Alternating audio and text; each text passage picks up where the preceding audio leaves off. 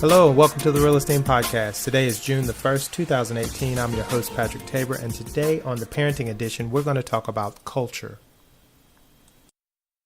If you'd like to listen to any of our previous podcasts or get more information about our book, please visit us at enith.com, EYNIITH.com.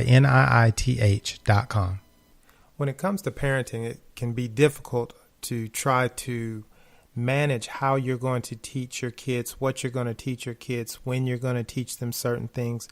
And culture really has a big impact or influence on how we conduct our teaching, the teaching of our children.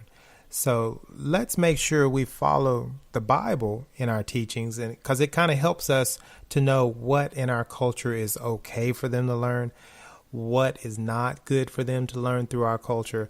And, how can we make a new culture or make new traditions for our individual family that will be respectful to God while fun for everyone in the family?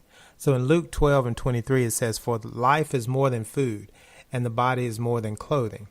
So sometimes we can get wrapped up in how much, the type of foods we eat or cook as a family and who cooks the best. We can have all these different little mini competitions going on, and it's based on culture, to how you dress, who dresses the best, who has the nicest clothing.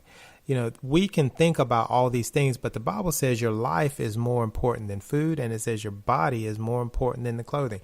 The things that we do and say, how we conduct ourselves, the legacy we're going to leave behind, the attitude that we carry, how we take care of our body, how we manage what we have or what we've been given. It's okay to buy clothes and have nice clothes, but it's not okay to be overly competitive in that process. It's a culture thing. And we don't want to pass down some of those negative consequences onto our children just because everyone in the household or in the family has done this for years. It doesn't necessarily mean that you have to continue that same issue or that same situation if it's not going to be effective or helpful for that child's future. In Colossians 2 and 8, it says, "See to it that no one takes you captive by philosophy and empty deceit, according to human tradition, according to the elemental spirits of the world, and not according to Christ." If God doesn't allow it or doesn't say do it or doesn't give you a go ahead or a free will, then you probably shouldn't do it. It's probably something to it. You don't want to be persuaded or seduced or just, managed by the culture you're in. You want to be able to manage the culture that you're surrounded by.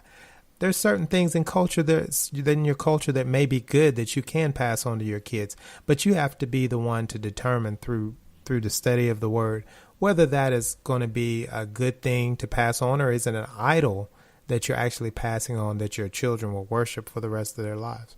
Really think about that. And like I said, you as the parent, you determine what's good and what's not. It's not determined by everybody else in your family. 1 Corinthians 10 and 31 says, "So whether you eat or drink or whatever you do all to the glory of God." Say you have an annual cookout every year, that's fine and that's good. But, if God tells you one year that you need to do something else with your family, then, make that a priority because God said so. Instead of just, following the same tradition every time, sometimes you have to switch it up and do something a little different. There's nothing wrong with that. Family members may be upset that you're breaking tradition, but you got to think about it. Is it about managing the people around them? Do they want to control you, or do they really just want to, want you around? Most of the time, I think it's that they just want you around, but make sure that you don't allow that to be the thing that you pass on to your kids, that they feel obligated to be somewhere all the time when there's other things that they may need to do or want to do. Remember, you have a family too, and you have to enjoy what God's given you, your wife or your husband and your children. It is your responsibility to enjoy them and to spend time with them and not allow every situation in your culture to determine what you're going to be doing or how you're going to be doing how your next week is planned. Always give time to God, and He can help you determine what else you should give time to. So just remember, just because something has always been, it doesn't mean that it will always be. You can change and modify your future and the future of your children to be something very effective and helpful for them that can be a healthy tradition, a healthy cultural issue. Now, I'm not saying all is bad, but just let's make sure we do exactly what God tells us to do as opposed to what our culture is telling us, and don't allow our culture to run the show. So I hope you got something out of this today. Be blessed, grace and peace.